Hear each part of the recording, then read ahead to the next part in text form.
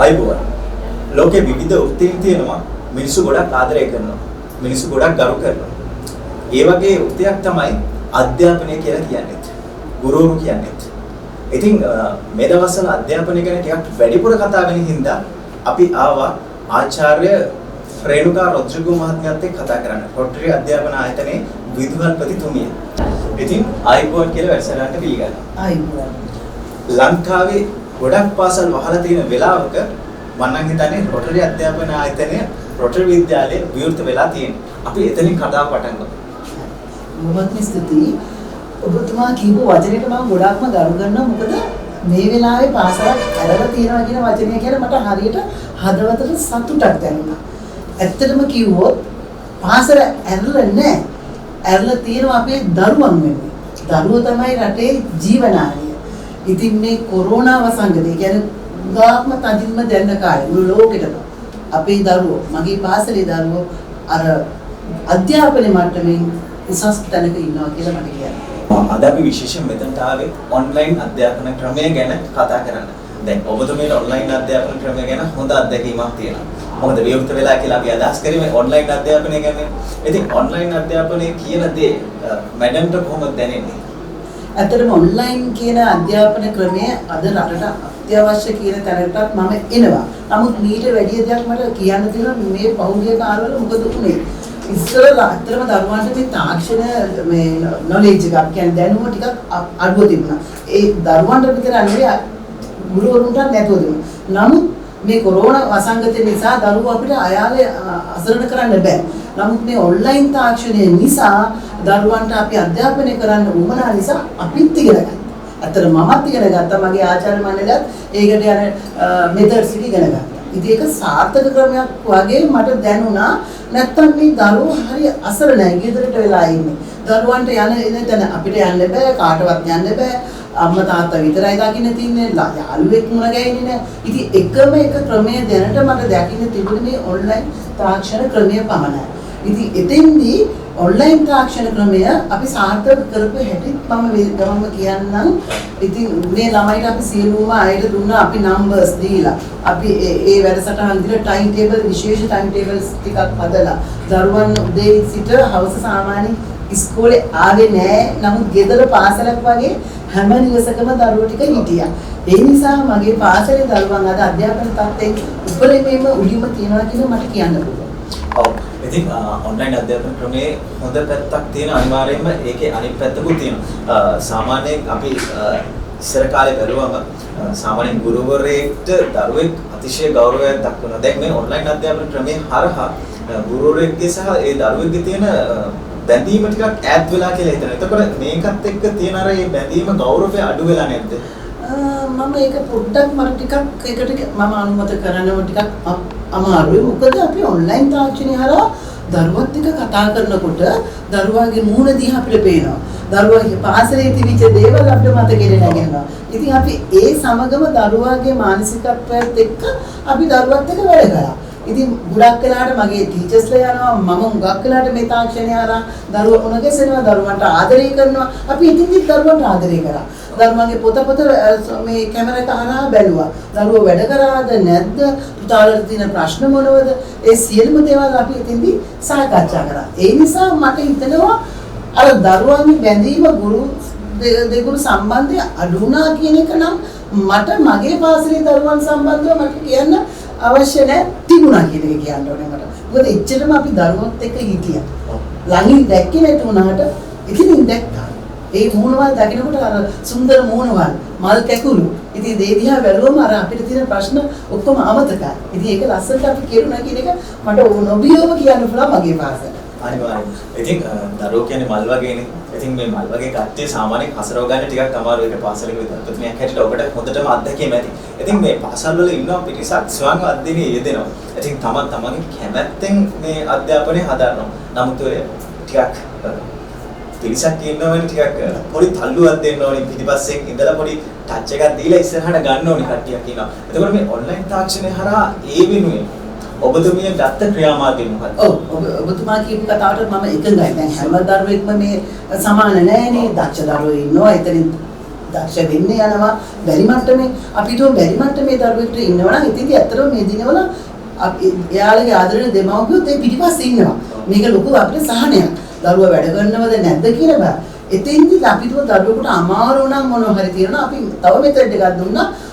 Parent පුළුවන් call එකකින් දැන් ආයේ ඒ සබ්ජෙක්ට් විෂය දැනුම දැනගන්න ටීචර්ගේ හරහා. මොකද ඔක්කොම නම්බර්ස් ගුරුවරුන්ගේ ටෙලිෆෝන් නම්බර්ස් හැම එකම අපි දෙමව්පියන්ට අතරට දුන්නා. ඒතර ඕන වෙලාවක කතා කරා අනුපාඩුවක් මොනවද? ගාන අපි ගානක් හදාගන්න බැරි නම් මේ අවස්ථාවලදී ගා අපේ ගුරුවරු ගොඩක් දරුවන්ට උදව් කරනවා. ඉතින් ඒ නිසා දරුවෝ මම දකිනවා මේ තුසිත මෙතින්දියට බැරි කියන තරමක් යම්කිසි උත්සාහයක් කරනවා. ඒක හරි වටිනවා අපිට. එතකොට ඒ දරුවෝ නැවත පාසලට එනකොට එයාගේ උත්සාහය ඇවිල්ලා තියෙනවා. පොතේ ලියවිලා තියෙනවා, කෙරලා තියෙනවා. ඒ නිසා දරුවෝ හැම කෙනෙක්ම උනන්දුවෙන් වැඩ කළා කියන එක දැනෙනවා මෙතෙන්දී. ඉතින් එතකොට දැන් මේ පාසල් ගැන ගත්තම දැන් රොටරි විද්‍යාලය කියන්නේ පෞද්ගලික ආයතනයක්, පෞද්ගලික අධ්‍යාපන ආයතනයක් හැටියට අපිට හඳුන්වන්න පුළුවන්. එතකොට මේ රාජ්‍ය ගෙන යන පාසල් සහ මේ පෞද්ගලික පාසල් අතර ඔබතුමිය දකින වෙනස මොකක්ද? ඔබතුමියලාගේ තියෙන විශේෂත්වය මොකක්ද? ඒකට මට ගොඩක් හොඳට කියන්නම පුළුවන්. මොකද මම විදුහල්පතිනියක් වශයෙන් මම පාසලේ දරුවොත් එක්ක ගොඩාක්ම ගැටෙන කෙනෙක්. ගොඩාම සම්බන්ධකම් තියෙනවා. මොකද දරුවෝ කියන්නේ මට දරුවෝ 4 දෙනෙක් ඉන්නවා. ඒ 4 දෙනා වගේමයි මට මේ හැම දරුවෙක්ම. ඉතින් මට ඒක මගේ හදවතට දැනෙන නිසා මම දරුවොත් එක්කමයි නිතරම ඉන්නේ. ඒක දරුවත් එක්ක සම්බන්ධ වෙනකොට දරුවෝ ලස්සනට වැඩ කරනවා ආත්මය. හරි වටිනවා. දරුවන්ට හැමතිස්සෙම අපි ආදරය දෙන්න ඕනේ. ආදරය දුන්නම දරුවෝ වැඩ කරනවා. ඔය අතර ඉන්නවා දඟ දරුවෝ. දඟ දරුවෝත් ඉන්නවා. ඒ දඟ කියන්නේ දරුවෝ නිරෝගී. අපි දරුවන්ට ඒ තැන දෙන්න ඕනේ. ඒගොල්ලෝ අරගෙන. නමුත් මම දකිනවා ඇත්තටම මේ දවස්වල ඔයාලා කිව්වා හරි අධ්‍යාපනය ගැන කියනවා. ගුරුවරුන්ගේ ස්ට්‍රයික් තියෙනවා. එතකොට මේවා බලන්නකෝ දැන් බලන්න මේ අපේ පෞද්ගලික පාසල් වල કોઈ කිසිම දෙයක් නැහැ. පැහැදිලිව කැපවෙලා ගුරුවරුන් ගන්නන දරුවන්. ඉතින් මට ඒක හොඳටම කියන්න පුළුවන්. මොකද මේ හැමතිස්සෙම අපි අපේ ගුරුවරයාට කියන්නේ ඔයාගේ දරුවෝ කියලා හිතන්න. මගේ දරුවෝ කිව්ව ගමන් අපිට හරි ලේසි ගන්නන්න. එතකොට මට ඒක අපේ හදවතට දැනෙනවා. ඒකින් ගන්නකොට දරුවා ලස්සට. ඔය මං දකින්නවා අපේ මේ ඇත්තටම මේ කොරෝනා වසංගතේ මේ අපේ ලංකාවේ විතරක් නෙවෙයි. මේක මුළු ලෝකෙටම හපාවේ. ඒක මුවාවෙන් කවුරු හෝ මේ වගේ දෙයක් කරනවා නම් වර්ජනයක් හරි මොනවක් කරන්න මේ දරුවෝ තව අවුරුදු ගානකින් තමයි රට බාර ගන්න. ඉතින්දී අපි මම හිතනවා හිතට එකඟව කතා කරනවා නම් ගුරුවරු වශයෙන් ඒ වගේ දේවල් නොකර ඉන්නවා නම් වඩා හොඳයි මේ දරුවන්ට. අහිංසක මල් කැකුළු හැමදාම අවුරුදු 10ක 15ක යනකොට අපිට දක්ෂ මානසිකත්වයෙන් පිළිච්ච දරුවෝ බවට පත් වෙන්නේ නැහැ. ඒක අපේ ලොකු වගකීමක්. අපිට අඩුපාඩු තියෙන්න පුළුවන්. ගුරුවරුන්ගේ පැත්තෙන් අඩුපාඩු තියෙන්න පුළුවන්. නමුත් ඒක නෙවෙයි අපි හිතන්නේ මේ හැම රටේ ඉන්න හැම දරුවෙක්ම තමන්ගේ දරුවෝ කියලා හිතලා අපි වැඩ කළ යුතුයි. ඔයාලගේ දිනා මේ අපි කියන්නේ දැන් ඔන ගවර්න්මන්ට් කියන්නේ අපි කියන්නේ පාසල් ආණ්ඩුවේ පාසල් රජයේ පාසල් වල මේ දිනවල වැඩ කරන්නේ. ඒ කරන නමුත් අපේ පාසල් අපි සියලු අධ්‍යාපනය අපි මාසික පරීක්ෂණ කරලා තියෙනවා, වාර පරීක්ෂණ කරලා තියෙනවා. ඊට අමතරව මම හිතන්නේ මම නොබියොම කියන්න පුළුවන් මගේ පාසල, මගේ රොටි ජාත්‍යන්තර පාසල පුඩි දරුවන්ට virtual kid fun camp එකක් කරලා අපි මේ Zoom තාක්ෂණය දරුවා හරි ලස්සනට දරුවන්ගේ මානසිකත්වය හරිම ලස්සන. හොඳ දේවල් කොටස. ඇත්තට අපේ Facebook එකේ අපි හැමදේම ඒව කරලා තියෙන කියලා තියෙනවා. තව ගොඩක් දේවල් කරලා තියෙනවා. අපි හැම ඉස්කෝලේ තිබුණා හා හිතලා තියෙන හැම ඒ කාලයට අනුව දවසට අනුව හැම දෙයක්ම අපි සාර්ථක කරනවා. ඒක මට හරි ආසයි සතුටින්ම කියන කාරණයක්. දැන් අධ්‍යාපනයත් එක්ක ළඟින්ම තියෙන දෙයක් තමයි මේ ක්‍රීඩාව කියලා කියන්නේ. මේ දවස්වල ඔබතුමිය ළමයිගේ ක්‍රීඩාමය පැත්ත වෙනුවෙන් මොකක් හරි වැඩපිළිවෙලක් තියෙනවද නැත්නම් ඒ ක්‍රීඩා පැත්ත කඩාකප්පල් වෙලා තියෙන්නේ මොකද දැන් ඉදිරියේදී තව වසර දෙක තුනකින් ඔලිම්පික් වගේ දේවල් වලට අපේ රටෙන් ඉදිරියපත් වෙන්න ඕනි දරුවෝ. එතකොට දැන් මේ ෆිසිකල් ට්‍රේනින් කියන එක නැති වුණොත් මේ දරුවෙක්ගේ ක්‍රීඩාව පැත්ත කඩාවැටෙන්න ඉඩ තියෙනවා. ඒ කියන්නේ යම් ක්‍රීඩාවන් හා සම්බන්ධ කොර්චෙස් වගේ දෙයකට ඒක අදාළ වෙන්නේ නැති වුණත් දෝන ක්‍රීඩා මල ක්‍රීඩාවලදී වගේ අපිට ඒක අනිවාර්යයෙන්ම අවශ්‍ය වෙනවා. ඉතින් ඒ දේවල් ගැන කතා කරද්දී ඔබතුමීගේ මොකද්ද තියෙන කොයි වගේ වැඩසටහනක්ද ඔබතුමී ක්‍රියාත්මක කරලා තියෙන්නේ මේ දිනවල? මේ දිනවල දැන් මෙහිමයි පෞද්ගලික කාල සීමාවෙදී අපිට දරුවන් එළියට ගන්න බෑනේ. ඒතකොට දරුවන්ගේ තියෙන අපේ හැම මේ ක්‍රීඩාවකම පාසල සතුයි. ක්‍රිකට් ක්‍රීඩාව, චෙස් හැමදේම පිනනේ. නමුත් දරුවන්ගේ අර කාය වර්ධනය වැඩි කිරීමෙන් අපි අර ෆිසිකල් ට්‍රේනින් එක නැවතුනේ නැහැ. හැමදාම උදෑසන දරුවෝ අපේ ඒ ගුරුවරු සමග අපි කියන්නේ උදාසන ක්‍රියාකාරකම් ඒ සියල්ලම දරුවන්ට අපි ෆිසිකල් ට්‍රේනින් එක දුන්නා. අපි තියෙන වෙනම ඇඳුමක් ඒක.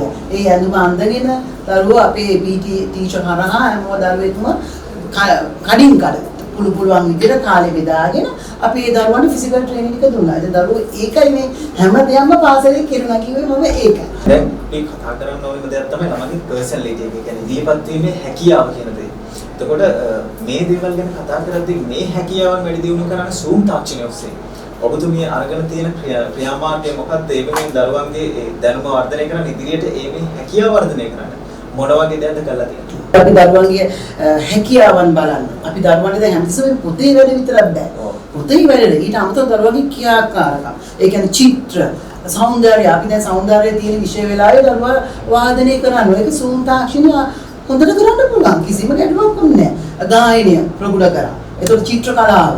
ඊළඟට ඔය අපි දැන් පහුගිය ටිකේ අපිට තිබුණා වෙසක් භක්ති ගීත කරා අපි. එතකොට අවුරුදු උත්සව පැවැත්වුවේ Zoom තාක්ෂණය හරහා. ඉතින් ඇත්තටම මේ දරුවන්ට ඒ අවස්ථාවල් නොලැබුණා කියන්න බෑ. දරුවෝ ඇවිල්ලා අපි Zoom තාක්ෂණය හරහා හැම දරුවම පාර්ටිසිපේට් වෙන විදිහට අපිට ටිකක් අමාරුයි. නමුත් අපි ඒක ටික කරා. වෙනත් විද්‍යාලවල අධ්‍යාපනය ලැබෙන දරුවන්ට වඩා මේ විද්‍යාලයේ අධ්‍යාපනය ලැබෙන දරුවන්ට විශේෂ අවස්ථාවක් ලැබිලා තියෙනවා. මොකද මම හිතන්නේ ගොඩක් මේ අධ්‍යාපනය ලැබපු වෙනත් පාසල් වල දරුවන්ට මේ අවස්ථාව හිමි වුණේ නැහැ. ඒ වගේම තමයි මම අද විශේෂ ප්‍රශ්නයක් අහන්න ඉඳගෙන ආවා ඔබතුමීගේ. දැන් අපි හිතමුකෝ එක වයස් කාණ්ඩයක ඉන්නවා ළමයි 100ක්. ඒ ළමයි 100 සාමාන්‍යයෙන් පාසලෙන් එළියට යද්දී අනිවාර්යෙන් ඒගොල්ලොන්ට හැකියාවක් තියෙන්න ඕනි දෙයකට ඉදිරිපත් වෙලා අනිවාර්යෙන් ඒක 100ටම තියෙන්න ඕනේ. මොකද වෘත්තිය කියන්නේ ගුරු වෘත්තිය සාර්ථක නම් ඒ 100ටම ඉදිරිපත් වීමේ හැකියාව තියෙනවා. අපි ඇත්තටම දකිනවා වෙනත් පාසල්වල බොහෝ පාසල්වල ඉදිරියට එන්නේ 10 දෙනෙක් වගේ කියන්නේ එක වයස් කාණ්ඩයක 10 දෙනෙක් විතර හැමදාම අපි ඉදිරිය දකින්නේ මේ මුණු විතරයි. ඉතින් ඔබතුමියගේ පාසලෙත් එහෙමද? එහෙම නැත්නම් ඔබතුමිය ඒ වෙනුවෙන් ඒ කියන්නේ ඒ හැම දෙනෙක්ම ඉස්සරහට ගන්න මොකක් හරි විශේෂ වැඩපිළිවෙලක් කියන්නේ මේ කාලේ විතරක් නෙමෙයි අපි Zoom තාක්ෂණය ඔස්සේ කියන එක අදහස් කරන්නේ නැතුව අපි කතා කරොත් කොහොමද ඒ ගැන ඔබතුමිය අර දැන් මම කිව්වා වගේ තුසිත ඉස්සරලා හැම දරුවෙක්ම එක මට්ටමේ නෑ. විශේෂයෙන් මම සලකන්නේ දරුවෝ වැඩ කරන දරුවට කාගේවත් උනන්දු මේ තල්ලු අපිට තල්ලුවක් කියලා එහෙම අවශ්‍ය නැති දරුවෝ කොටසක් කියන තල්ලුව පුෂ් එක දෙන දරුවෝට මම වැඩිපුරම බලන්නේ දරුවන්ට බැරි දරුවෝ කියන මට්ටම ඉන්නවා කියලා. ඒ දරුවෝ තමයි මම ඒ දරුවන් ගැන බලන්නේ. ඒ දරුවට මම මේ ඇත්තට මේ කාලේ අපිට කරන්න බෑ. නමුත් මගේ පාසලේ හවස හැමදාම මේ බැහැ කියන අකුරු ලියා ගන්න බැරි, කියවා ගන්න බැරි ප්‍රශ්නකට උත්තර. ඒ සියලුම ළමයි දවස් වලට බෙදලා තියෙනවා. හවස අනිවාර්යෙන් 3-4 වෙනකන් ඉන්නවා. ඒකම මගේ ආදරණීය ආචාර්ය මණ්ඩල හවස නැවතිලා දරුවට නිදහස් අධ්‍යාපන අපි ඒකට සල්ලි ගන්න ෆ්‍රී এডুকেෂන් එක ලබා. ඉතින් එතකොට මේ බැරි දරුවෝ අපි බැරි දරුවට කියන්නේ නෑ ලකුණු 100ක් ගන්න. අපිට ළමයෙක් ඉන්නවා ලකුණු 10 මට්ටමේ පුතේ ඔයා 10 නෙවෙයි ඊළඟ වාරේ ඔයාමට ලකුණු 15ක් කරන් දෙන්න. මේ 15ට උත්සාහ කරනවා. මෙහෙම දරුවෝ එන්නේ වැඩි කරනවා. එතකොට දරුවෝ ගොඩක් අය එකම මට්ටමට උඩට එන්න අපිට මට අවස්ථාව තියෙනවා. ඉතින් කළා. ඒකින්ද මට හරි වටිනවා ඒක. ඒ අතරේ බැරිම දරුවෙක් ඉන්නවා නම් අපි ඒගොල්ලෝට කියලා නැවතත් ආයි ටීචර් කෙනෙක්ගේ ස්පෙෂල් මෙඩිටේෂන් එක අරගෙන ඉගෙන ගන්න කියලා. ඒ අවස්ථාවල් අපි පාසලෙන් ලබා දෙලා තියෙනවා. ඉතින් අපි වර්තමානයේ වගේම මේ කියන්නේ අතීතයේ තිබ්බ ලංකාවේ තිබ්බ අධ්‍යාපන ක්‍රමය ගත්තොත් මේ වෘත්තිමය අධ්‍යාපනය කියන එක නැහැ. ලංකාවේ කියන්නේ අපි විෂයන් ටිකක් ඉගෙනගෙන සමාජයේ ඒ කියන්නේ දරුවෙක් සමාජයට වැටුනම ඒ අය වෘත්තිය කියන දේ ආයි මුලින් ඉඳලා හදාරන්න තියෙනවා. ඉතින් ඒ වෙනුවෙන් ඒ කියන්නේ ඒ ළමයින්ට වෘත්තිමය අධ්‍යාපනයක් වෘත්තිමයකට කැපවීමක් කරන්න පාසලේදී ඔබතුමීලා අවස්ථාවක් දීලා තියෙනවද නැත්නම් අනිත් විද්‍යාලවල වගේම ඒ ළමයි උසස් පෙළෙන් ඒ කියන්නේ පාසල් හැර ගියාට පස්සේ වෘත්තිමය කියන දේ මුලින් ඉඳන් පටන් ගන්න අවශ්‍යද? මේ විද්‍යාලය වෙනසක් කරලා තියෙනවද ඒ සම්බන්ධව? දැන් දරුවන්ගෙන් අපි උසස් ප්‍රතිඵල බලාපොරොත්තු වෙනවනේ. අපි තුන් බැරි දරුවෝ ඉන්නවා. අපි දැන් හිතනවා නම් ඕලෙ වල බෑ අපිට ලොකු මට්ටමේ ගන්න බැරි නම් ඒ දරුවන්ගේ හැකියාවන් කියලා කොටසක් තියෙනවා. දැන් සාමාන්‍ය සෞන්දර්යය කියන විෂය හරි ලස්සනයි. ඒකට ගායන හැකියාවල් තියෙනවා. ඒ දරුවන්ට අපි නිතරම කියන්නේ පුතේ සාමාන්‍ය මට්ටමේ ඔයගොල්ලෝගේ මේ විභාග ප්‍රතිඵල අරගෙන ඔයාලට තියෙනවා මේ යන්නේ සැඟවුණු දක්ෂතා. ඒ හරහා යන්න. ඒ හරහා යන්න අපි මේ මූලික අඩිතාලම පාසලෙන් දෙනවා. අපි හිතමු ඔන්න මුදල්ම ගායනයේ දක්ෂණ. මට මතකයි මට මේ අවස්ථාවේ මතක් කිරීමක් කරන්න මගේ පාසල වෙන පාසලකින් ආව දරුවෝ. ඒ දරුවා මම සාමාන්‍යයෙන් කරන්නේ විභාගයක් හරි මොනවා හරි කරන වෙලාවක මම යනවා එතනට.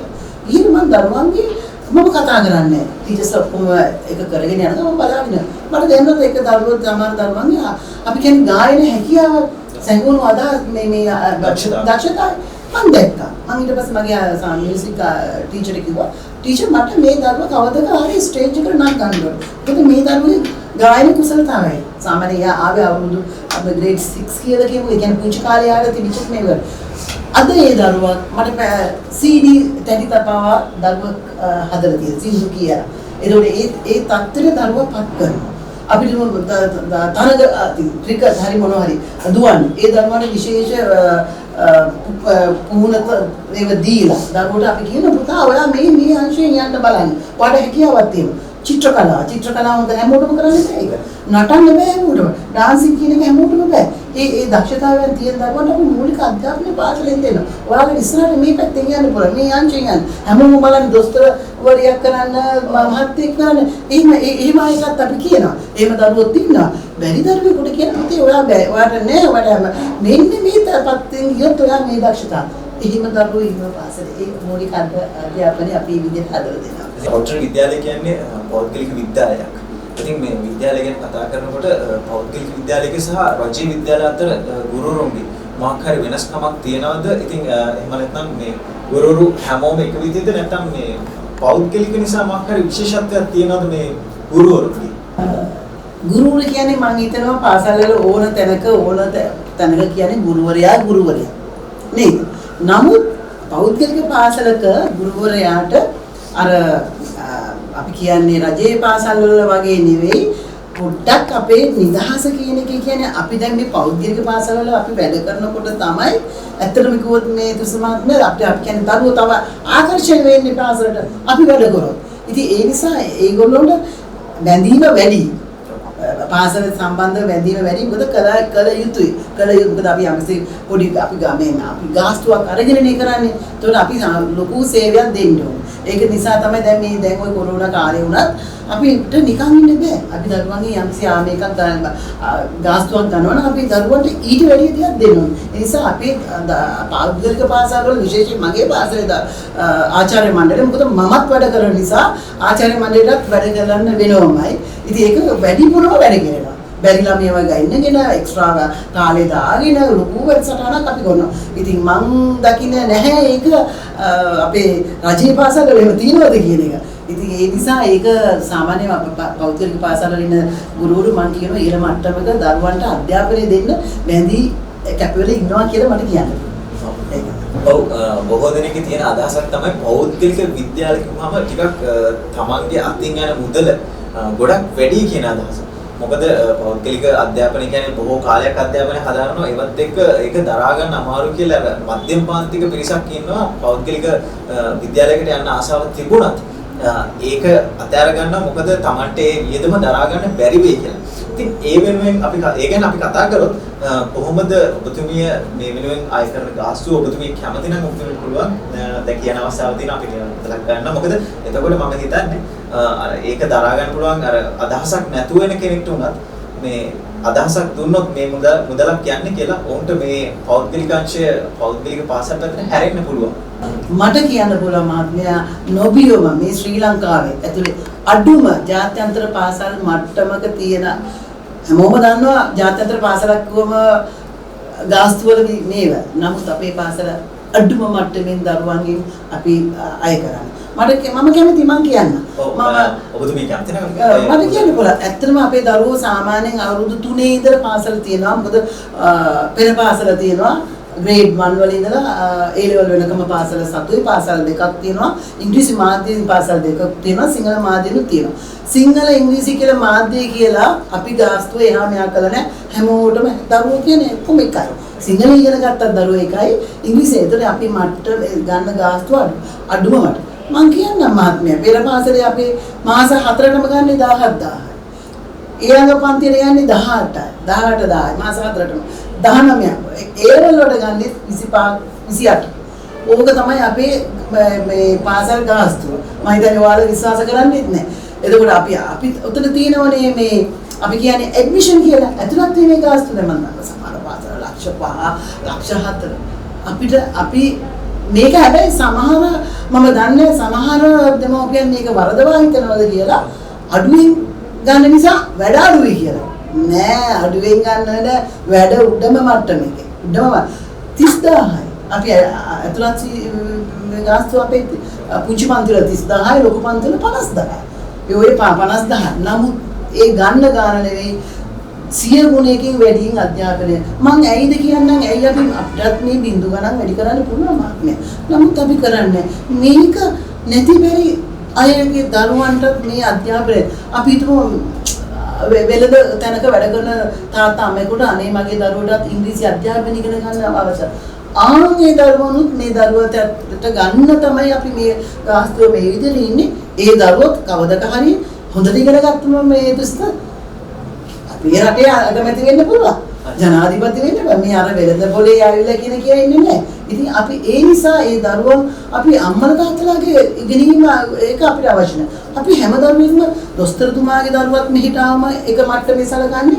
අර මේ වෙළඳ පොලේ වැඩ කරන මහත්මයාගේ දරුවත් එක මට්ටමේ ඉන්නේ. දරුවන්ට අධ්‍යාපනය දෙන්න අපි දෙන්න ඕනේ. නැත්නම් මේ දොස්තරතුමාගේ දරුවට මෙහෙමයි අර මේ ඒ ඕන කෙනෙක් පාසලේ ඉන්නවා. ඉතින් මම සමහර දෙමව්පියන්ගේ අදහසක් තියෙනවා මට දැනෙනවා. ඇයි මැඩම් මෙච්චර ගාස්තු අඩු මොකද ඇයි කියලා. ඉතින් මම පැහැදිලි කරනවා මේකයි අපිට බින්දු ගණන් වැඩි කරන්න ඒක අසාධාරණයි කියලා කියනවා. මොකද මේක හැම දරුවෙකුටම මේ අධ්‍යාපනය අවංකව අපිට දෙන්න උවමනාව නිසා අපි මේ මට්ටමේ තියාගෙන යනවා. අපි අවසාන වශයෙන් කතා කරමු රජයේ පැත්තෙන් මේ පෞද්ගලික අංශයේ පාසල් වලට ලැබෙන සහයෝගය කොහොමද? සහයෝගයක් ලැබෙන්නේ නැද්ද? කොහොමද ඒ ගැන කතා කරොත්? ඇත්තටම රජයේ ඉන පෞද්ගලික පාසල් වලට තියෙන උදව්වක් කියලා කියමු අපි කියන ඒවා ටිකක් අපිට අඩුයි. නමුත් අපිට අවශ්‍යතාවයල් තියෙනවා අපේ දරුවෝයි රජයේ දරුවෝයි කියලා වෙන් කරන්න බෑ. දරුවෝ කියන්නේ දරුවෝ. ඒතකොට ඒ තියෙන සමානාත්මතාවය දෙන්න ඕනේ. ඒ අතරින් අපිට දැනට අපිට ලැබෙනවා පාසලට අපි කියන්නේ දැන් මේ බස්නාහිර පළාතේනේ තුන්වන වාර විභාගවල ඔක්කොම ප්‍රශ්න පත්‍ර අපිට පාසලට ලැබෙනවා. ඒක ලොකු දෙයක්. ඒක ලොකු දෙයක් අපිට ඒක මොකද අපේ දෙමව්පියන්ටත් ඒක හරි සතුටුයි. මොකද එකම මට්ටමේ යනවා කියලා නැත්නම් හිතන සමාජයේ මේ පාසල් වල අඩුවෙන් වැඩ කරන හෝ වැඩිම වුණා. ඉතින් ඒ නිසා ඒ දරුවන් අනිවාර්යෙන් ඒ ආණ්ඩුවේ විභාග වල මුහුණ දෙනවා. අර අපිට හැබැයි අර 5 වසර ශිෂ්‍යත්වයේ කියන එකක් නැහැ කිසිම පෞද්ගලික පාසලකට. නමුත් අපි ඒක අධ්‍යාපන දෙපාර්තමේන්තුවේ ඒ දවස්වල අපි සියලුම විදුහල්පතිතුමෝ කියලා ආයාචනයක් කරා මේ දරුවන්ට දෙන්න. තාමත් ඒකට අපිට ලැබුණේ නැහැ. ඒ ඇරෙන්න අපිට ওই පාසල් ආණ්ඩුවේ ක්‍රීඩා වලට අපිට එකතු වෙන්න පුළුවන්. සියලුම ඒවට අපිට ඒවට අවශ්‍ය ලිය කිවිල අපිත් එක්ක ගනුදෙනු කරනවා. ඉතින් මේ මට්ටමින් අපිට මේ අපි කියන්නේ මේ ආණ්ඩුවේ අධ්‍යාපන දෙපාර්තමේන්තුව එක තියෙන ගනුදෙනුව අපිට තියෙනවා. අවසාන වශයෙන් ඔබතුමීට ඇති කාකාරී ස්තුති කරන්න අවසාන වශයෙන් මතක් කරන්න ඇති අපි ඒ ගැනත් කතා කරමු. පළමුවෙන් ඇත්තටම ඔබතුමාලට මම ස්තුති කරන්න ඕනේ STV ආයතනයට. මේ වටිනා අවස්ථාවක් මට ලබා දුන්න නිසා. ඇයි මම වටිනා කියලා කිව්වේ මේ ඇත්තට මේ කොරෝනා කාලේ වසංගත කාලේ කොහොමද මේ පාසල් කරන්නේ මම දකිනවා මමට ඇහිලා තියෙනවා මම බැලුවා ගොඩක් පාසල් වල දරුවන්ට මොනවත්ම කිරිලා නෑ මම ඒක අවංකව කියනවා. ඇත්තටම දැන් අපි දැන් සාමාන්‍ය ටෙස්ට් එකක් කියන්නේ ඒක ටෙස්ට් එකක්. ටෙස්ට් එකක් කියලා කොලයක් අපි කවුරු හරි ඉස්කෝලේකින් දුන්නා නම් ඒක අම්මට ලකුණු කරන්න ඒව කරනවා ඒක ටෙස්ට් එකක් නෙවෙයි. ඒක වැඩක් නෑ. අපේ පාසලේ කරේ අපි ටෙස්ට් ඔක්කොම වාර විභාග කළා. ඒව හරි ලස්සනට අපි ස්ටඩි පැක් එකක් හදලා දුන්නා. එතකොට මේ රටේ අපිට නිදහස් වෙලාවක් තියෙනවනේ අපේ දෙමව්පියන්ට එන්න පුළුවන් අවස්ථාවල අපි ඒගොල්ලන්ට ඇවිල්ලා අපෙන් ඒක අරගෙන ගිහිල්ලා ළමයට අපි Zoom තාක්ෂණය හරහා විභාගයේ තියලා දරුවා ලියලා ඒකේ උත්තරේ ඒ වෙලාවේ ස්ක්‍රීන්ෂොට්ස් අපිට දාලා ඒ පැක් එක ආයෙ ගෙනත් දීලා ඒ වගේ ලස්සනට අපේ විභාග කරා. ඒකට අපිට මේ මට්ටමින් අපිට කියන්නේ ත්‍යාග ප්‍රදානස්තවේම දෙන්න ප්‍රමුද. එතන පළවෙනිය දෙවෙනිය තෝරනවා අපි.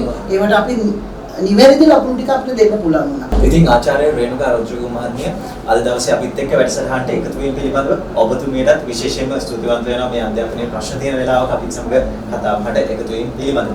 ඉතින් අපි දන්නවා STV නාලිකාවත් එක්ක ඔබ හැමදාමත් අත්දැක බැඳගෙන ඉන්නවා. සුන්දර සෙනසුරාදාවත් එක්ක සුන්දර සෙනසුරාදා වැඩසටහනත් එක්ක එසේම. ඉතින් එහෙනම් අදට අපි ගිහිල්ලා එන සියලු දෙනාට ප්‍රාර්ථනා කරනවා සුබ දවසක්.